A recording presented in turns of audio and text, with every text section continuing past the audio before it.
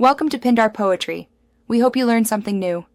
You start by opening Google Maps, app or browser, and searching the address or landmark you want. Once done, drop a pin if the search misses the exact spot. This pins the coordinates. Make sure to zoom in until streets and blue street view lines appear. Those lines indicate available photography.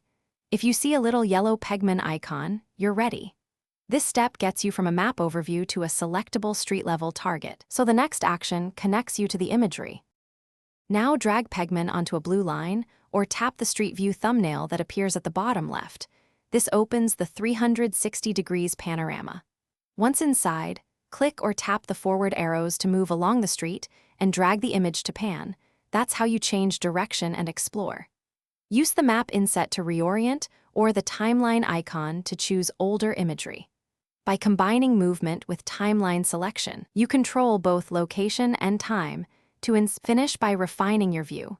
Use zoom, keyboard arrows, or pinch and swipe to focus on details.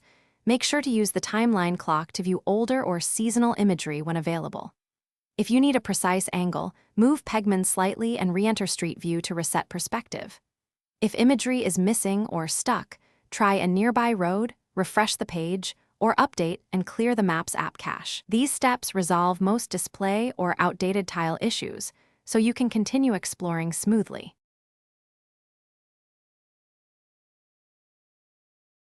Thanks for watching. Consider subscribing if we helped you.